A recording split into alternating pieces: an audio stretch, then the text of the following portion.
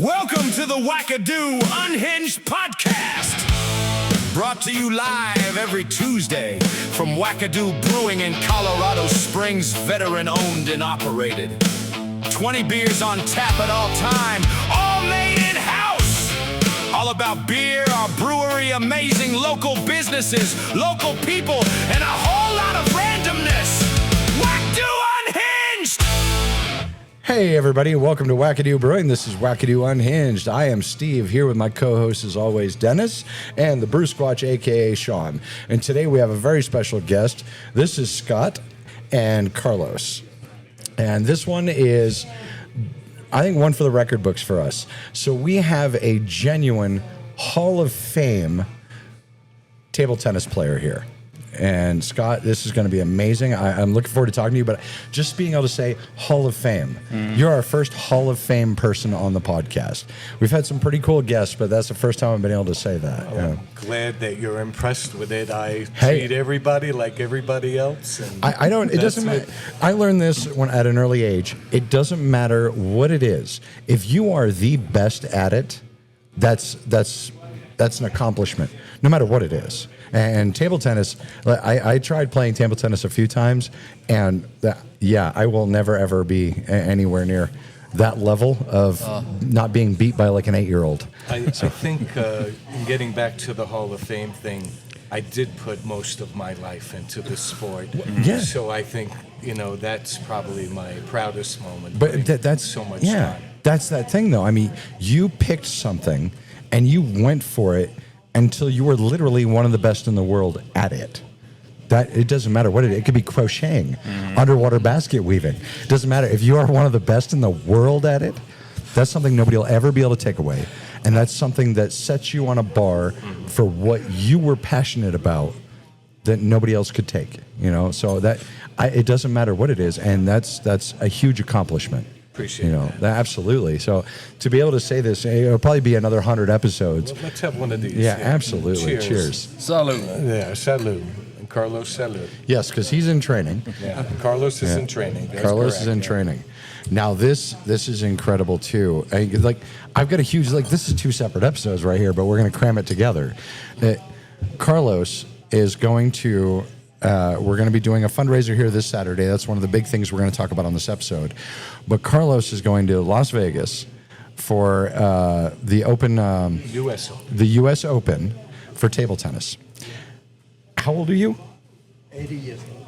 80 years old, and you're about to crush it. And you're going to go there and you're going to win the whole thing. I mean, we have faith in you. And it just. That's amazing. So we are very excited to be able to do this. So Scott, let's start with what got you into table tennis? I gotta know that. Where did that go from just hanging out at the rec center or the YMCA? I don't know if my 7th grade teacher would appreciate it, but I cut school one day because the U.S. champion was appearing at a shopping mall in Long Island where I grew up.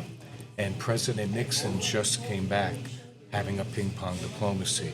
The U.S. and China didn't talk for many years until 2 players accidentally got on the wrong bus, a Chinese and a long-haired hippie, our player Glenn Cowan from the U.S. team. And they developed an immediate friendship that developed into a friendship tour. And I was part of that friendship tour in a way where I was 12 years old, and the U.S. champion called on me in front of all these people, and that's what changed my life. That's it. That's fantastic. I mean, your teacher really can't say much. No. How much would you be doing with that one extra math class? But my dad's reaction when I came home that day and said I wanted to be a professional ping pong player, he said, "You're all wet." That's what he told me. I mean, my dad was the greatest, but that's what he told me.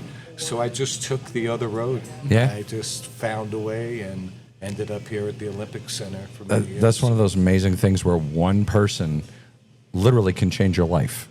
So you meeting him, it completely altered your entire life. I'm really glad you said that because with all my presentations now, I explain that you never know where the spark's going to come from. You really don't. something just ticks you off and gets you going. And, Yeah. And for Carlos, it was the same way. He was an altar boy down in Bolivia, and just loved doing table tennis, and then found that way. And now we've been friends some 40 years, and I think I know his personality. I think I can bring him to an international championship. So. Yeah, that's Vamos. fantastic. I know vamos. Yeah. And it's just, those little moments. Like we always talk about that in life, where one path you made the choice to skip school that day led to all of the rest of your life. And sometimes those little interactions that you don't think about can cause such a dramatic change. It's incredible. That day brought me to like 23 countries. I would have never been in those countries if I wasn't involved with the sport. Yeah. And it's always meeting an international player.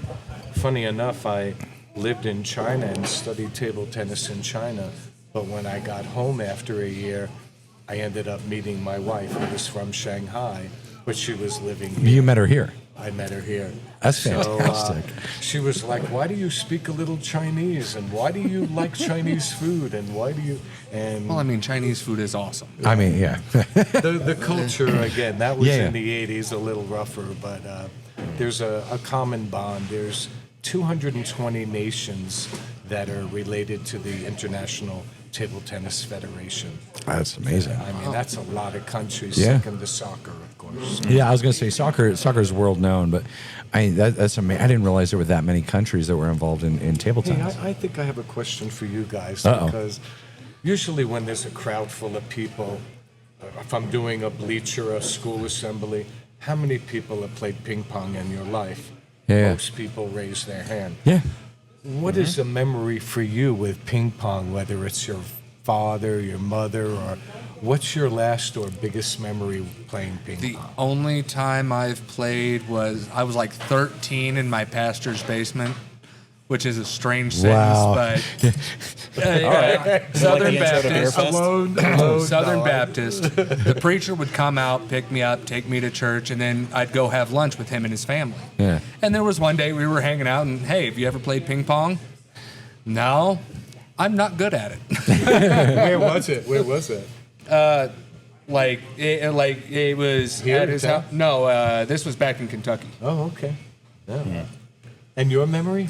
So I'd say one of the best ones I have was trying to train some of my classmates how to actually play, because like we had a tennis court right next to our school. It was like a free court, but we didn't always have the time to just go all the way out there to play it. So we just dropped the ping pong table down.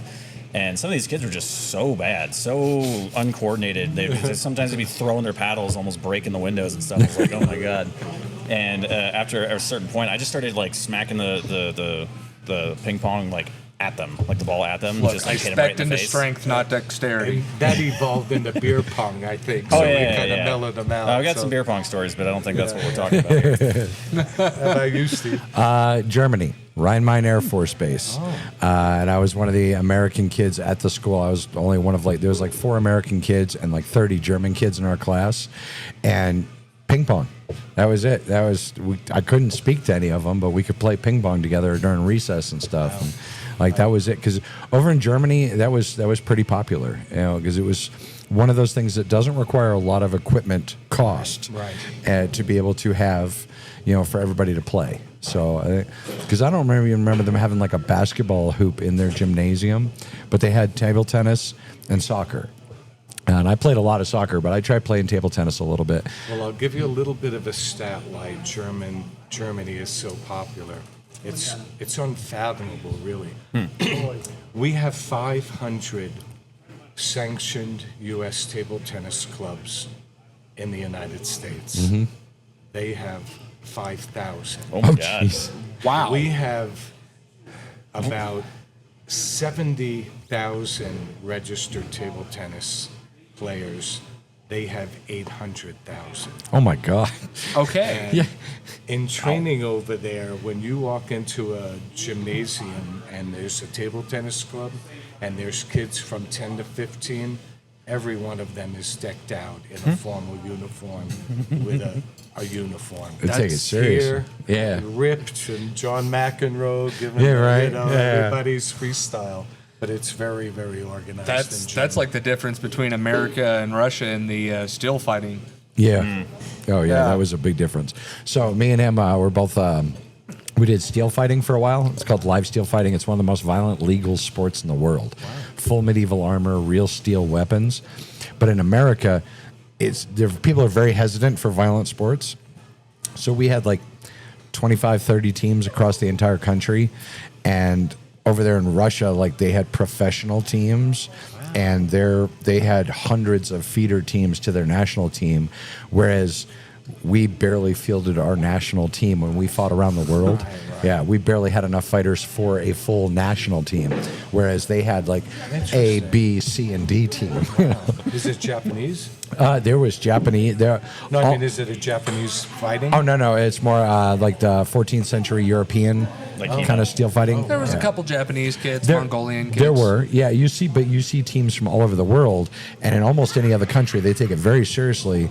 And in America, it was hard for us to even find a place we could go do a fight because they thought it was too violent. Wow. So our training was very limited. Our events were very limited. But around the world, everywhere else, they thought it was, it was a huge sport. Now I'm really looking forward to our table tennis game on Saturday. I want to get that kind of fight in. I'm coming full armor. Oh, yeah. The only thing I have like bad flashbacks of racquetball of people just smashing you with a ball, and I'm like, I always kind of tell my joke. When somebody hits me and it hits me in the head, I always say that's why I never took up lacrosse. Right? Yeah. I never really wanted to hurt myself. Oh, we've been joking about that for days. I figured the only shot I got against you is I'm just going to smack you with the ball first shot. That way, if you have a lot of friends here, don't worry. I'm going to let you win in front of your friends. That's my job. Oh no, I mean we're excited. All of us. The $5 just to play. I don't care what sport it is. To be able to play somebody who's a Hall of Famer, I'll lay down the money just to watch you spank me. Like I want to see your A game, just see how terrible I really am. With or without the paddle? Well, I mean, that paddle's like that's a scary one. I am gonna have a robot in the beginning. Yeah. No, we're excited for that. I'll set it up and I'll train everybody on the robot. That'll be the third robot thing we've had in here. So we do the combat robots, the battle bots. We do that here every month. And then our chess club, the guy who runs the chess club actually has one of those robots that plays. It has the arm and it moves it. What? So this will be our third like robot arm thing. That'll be cool. Wow. Yeah. That's pretty crazy. Yeah. Well, Steve, we really appreciate you. Oh no, absolutely. Helping going towards Carlos's goal. No, this is gonna be exciting. It's really a heartwarming thing to know him so long.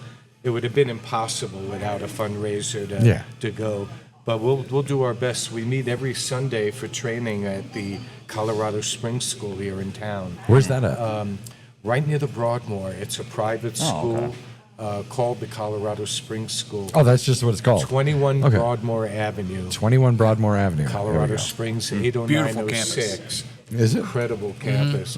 And we have right near where I 12 live. tables, about 30 players, 8 years old to 85 years old. Yeah. So if you fit in anywhere in between, come on down and play. Nice. So, Yeah, no, I'm serious. On Saturday, when I put down my $5, I want to see your A game because I want to know I want to feel how small I really am in this sport. I want. If you beat me in an 11 game, I have a $100 crisp bill for you. Yes, and that goes out to everybody. $5 to come and play him.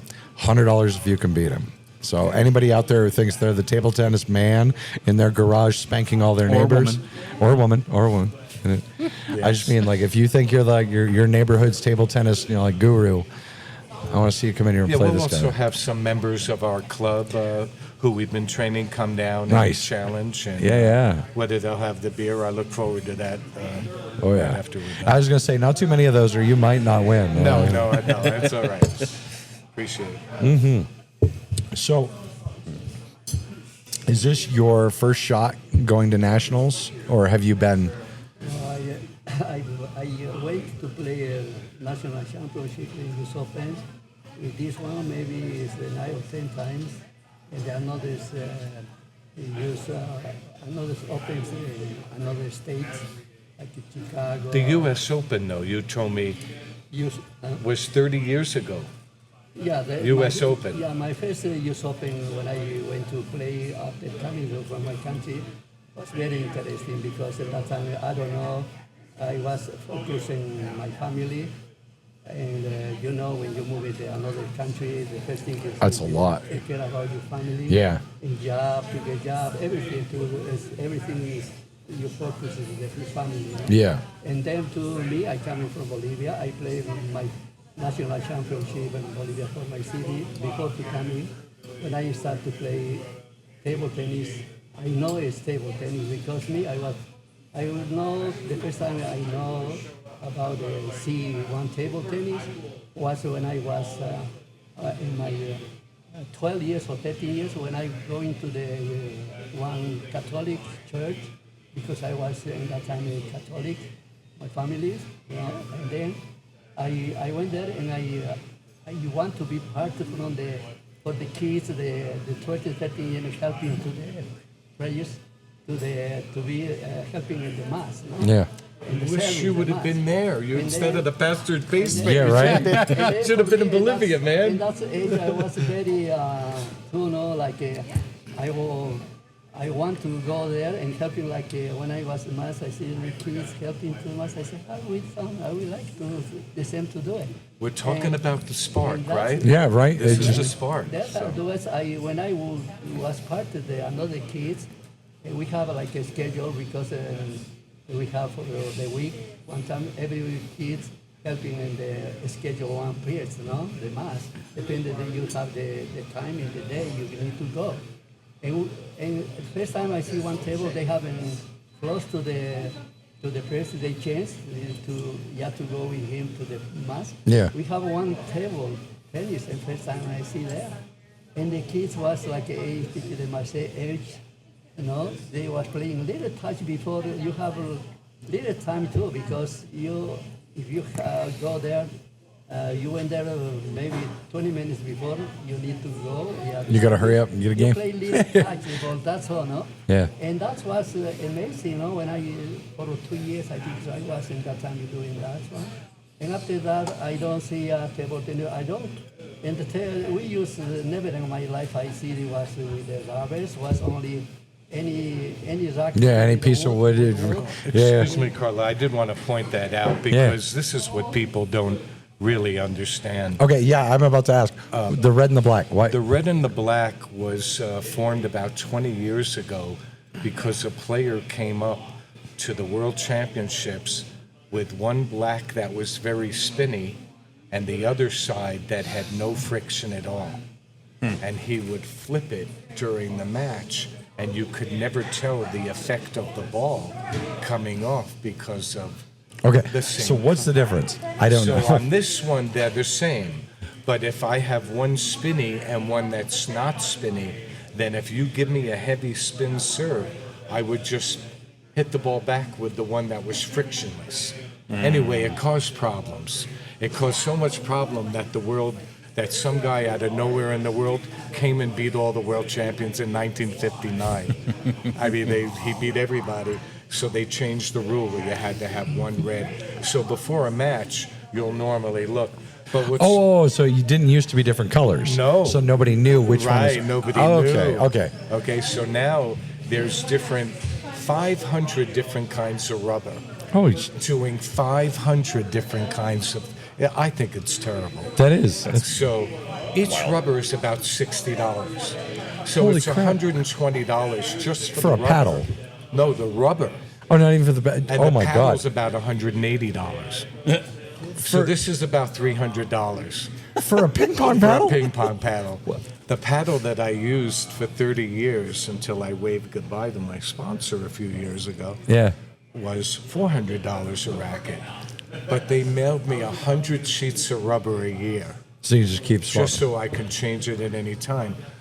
But the part that I don't like is that people rely on equipment and not rely on the technique and what you really need to put in. Yeah, ours were just We all play golf. If you're going to play once a week, don't think you're going to go out there and beat your friend at golf. It's the same thing in the gun community too. People get all this stuff, all these thousands of dollars of extra I need this little one things. little thing, it'll make me a better shooter. Anybody can no. get equipment if you want to set yourself apart. It comes in training. Yeah. Yeah, I Just have one go guy shoot. at the Go club, do it. no names mentioned. He buys 4 or 5 rackets a year at $400 or $500 a piece. A couple he can afford it, but a couple thousand a year. Okay, so You can what's feel the sponge. I was on gonna say, that. what's the difference between them? Do you have a ball with you? Not that good. I do. I mean, we all have a couple. Oh, in the case? Okay. I mean, like, so It's a One matter of side- texture, isn't it? One side has more it's grip the to it. thickness of the sponge. Okay. For one, the stickiness of the rubber. So, oh, not there. My case. The case of the paddle. I live in this. it's okay. Yeah. So, Well, anyway, All right, so- it's like a catapult. Okay. When you're bouncing it on, it bounces on the elastic rubber. yeah. When it grips, you'll see Saturday. I'm going to show you. I can tell you that you're going to hit the ball over here, and there's nothing you can do about it. All right. So, what is the red side?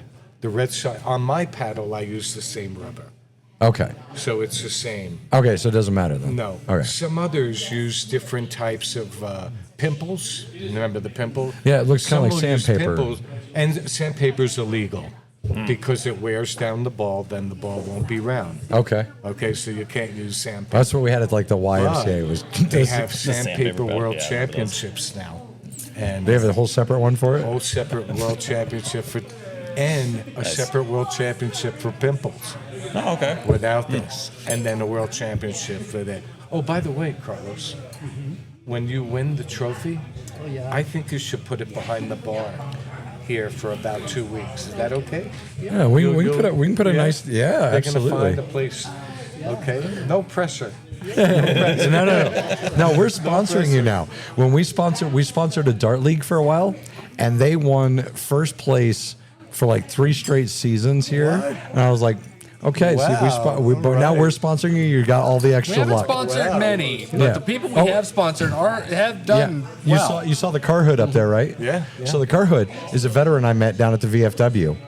Didn't really know him that well, but he was like, "Hey, I'm doing dirt track racing, trying to find sponsors." We didn't have a lot of money. I mean, I gave him like $500. Guy took 3rd place in the state, 5th in the nation. So great. And I was like, we're betting on a winning horse here, but it seems like everybody we sponsor does very well. That is so, pretty good. So there you All right, go. Got the Carlos, Wackadoo all luck Yeah. coming in I'll behind drink you. to that. Right, yeah. Thank you. Cheers. So now here's the other question. So how are the ages broken up? So is it just one age for everybody, or is there like different brackets for different There ages? is a 30 and over, a 40 and over, 50 and over, 60 and over, 65 and over, 75 and over, and 80 and over. And Carlos will play in 2 doubles events. I'm going to look for an 80 and over doubles partner for him, and then a mixed doubles. I'm going to look for a very rich woman about 75 years old. Oh, I'm sorry. Nice. Anyway, no, that wasn't the beer. Yeah. Anyway, Carlos will play in 5 singles and 2 doubles. And that's, I'm 69, and then I can play with 20-year-olds, and I can play good, but why would I want to put something so taxing? I think it's better as we get older that we play within somewhat of our age Yeah. group. Yeah. So you don't kill yourself. I Yeah, mean, you right. want your body to last. Yeah, the 20-year-old there sweating if you're playing playing tennis. in your combat sport with a 25-year-old. Well, yeah, unfortunately we did. We didn't have ages in all ours. right, well, Oh, no, yeah. all right, so that's No, that was a young man sport. yeah. And I think Carlos will agree. The social aspect, we have Parkinson's, post-traumatic syndrome, brain damage, folks here, all kinds of disabilities Yeah. coming into our place. If you saw him play, you won't believe his age. I mean, his yeah. mind and the quickness of receiving, and that's what they're finding in studies. This sport is off the charts. I was going to say, I'm half his age, and he's talking better than I am. So, yeah. Yeah, that's good water, though. So, yeah. Some high quality H2O. I think it's very interesting, play table tennis, all the ages, helping a lot. In United States, especially the most sports, especially like table tennis, we're talking about that, is the most players today start to play the most early you start to play table tennis. You can be and you can see players at 13, 14 years, like the most people in California, they start to work with the coach because the most people they have to coming from California is from China. In China, they like it to play table tennis, the same like Brazil and soccer, no? They say bowling with the ball, no? Yeah. The China, they bowling all the kids with the paddle, they say that, no? Because directly they start to play. That is the most they love, no? And then they have beautiful, the 13, 14, 15 years. They play, they are top players, they can go to play for the make the team the United States. The team in the young like it was his son. It was Austin. He was in 13 years the number one in the United States because the ages you start from 9. If you want, you play for your age. You want to know your age. You are the best. You are the 10 top players. Maybe you can do that. And Austin was the number one. I'll explain. He's talking about my son Austin. Yeah, because you said he plays too, right? Some people think I started him early at 3, but I don't think so. I stood him on a table, and when I served to him, if he touched the ball, I went into a victory dance around the room. Yeah. And he started playing competitively at 6, and when he was 8 years old, he won the Rocky Mountain Player of the Year for the men in the state games. Holy crap. 10,000 players. And Wow. they gave it. It was a little bit of a joke Yeah, to be so young, but he won 2 gold medals Yeah. at 8 years That's old. no joke. Yeah. But that's not the proudest moment. He actually got a full college scholarship through table tennis. Wow. My son. I'm trying to get Forrest him Gump here in line. to play on Saturday. Yeah. But his wife's having a baby today. Yeah, so that's right. That's right. You were telling me I about gotta that. let Yeah. him go on this. I mean, I guess. But anyway, what Carlos is saying, what it does for the scope of social-wise, Yeah. it's amazing. We're going to go to the U.S. Open. He's going to see players that he's known for 40 years, but hasn't seen in 40 years. So it's going to be a great day. That's going to be fantastic. Make that is enjoy the game. Especially many of us when we play, we enjoy to play and make more friends. No, it's not only to win. The most important is when you play, enjoy the game with the person. Is in front of you, you are playing. And that is great because anytime they making good shots and they make us good points, I enjoy. It's like my point. Yes, absolutely. Some of my favorite memories are not even from winning something, just the level of the competition and somebody making that good shot, and you're like, man, that was good. Even Little dude at Bots and Brews. Yep. Oh my God! There's this little kid at the last event we had last weekend. It was one of the robot battle matches. This kid was laughing so hard.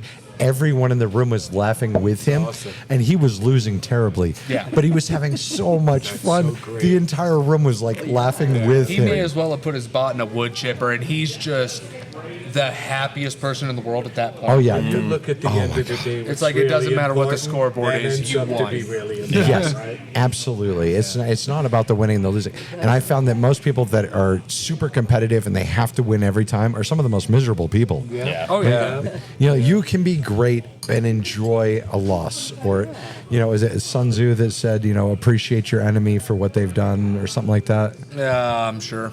But yeah, like that. basically, it's just you can still enjoy a good loss. Yeah. You know, and I think that's you the can- best part. It's can only learn a from your loss if you losses, don't too. learn from it. Yes, Yeah. exactly. You know, somebody gets that nice shot on you. Hey, how'd you pull that off? Yes. Yeah, well, you know, unfortunately, there's a lot of bad behavior out there on the table. Oh, That's any in group of every people. sport. You know, and Yeah. again, I'm glad Carlos is that way with good sportsmanship. Mm-hmm. There are many without it. I've had the F word thrown at my son at 8 and 9, and Yeah. 10 years old many, many times. Oh, yeah. Because they couldn't stand being beaten by a Yep. kid. You don't really want somebody like that. Well, like when we first started getting the chess club here, I played several of the players, and I used to be decent. It's been like a decade since I played, so I played with a whole bunch of them. And I lost almost every game. And there was a game I played against like a little 10-year-old. And after he beat me, I got up to shake hands. Like he backed away because he thought I was mad, and I was like, "Dude, that was a great game."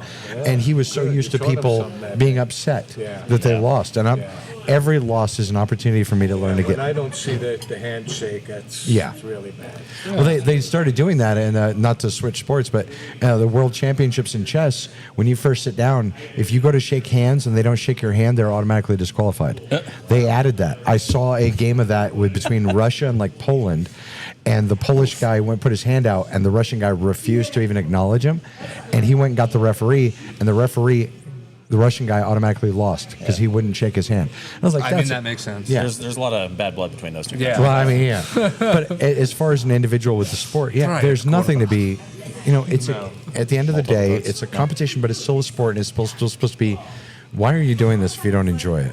Right. Yeah. I always try to, in that case, with the shaking of the hands, when somebody comes up to me at a big show, yeah. and let's shake hands. Yeah. And then I ask the crowd, do you know why I'm shaking hands before the game? Because he's not going to want to shake my hands after. That's my one line. That's great. Tensions You'll are get cool more. right now. Yeah. But so I mean, we're really excited for this Saturday. This is going to be amazing. We need everybody to come out here. This is going to be a fantastic day. It's going to be from 12 to 2. Yep, 12 to 2.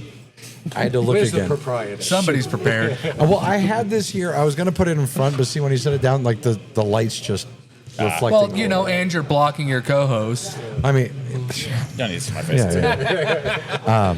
So, thank you guys very much thank for you coming very in and being on the much. show. Thank We you. are very We'll excited. show 'em This a is great going to be time awesome. Saturday. Yeah. Come on down. Yeah, this guys is going to be awesome. So, thank you all for watching, and don't forget, don't just do it. Wackadoo it.